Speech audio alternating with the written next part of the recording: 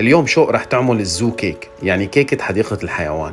أول شي خلطت المكونات الناشفة بالخلاط لحتى صار قوامهم هيك. بعدين خلت الزلمة نار يفتح للعلبة وضافت باقي المكونات على المكونات الناشفة، وللنكهة حطت قطعة روح الفيران.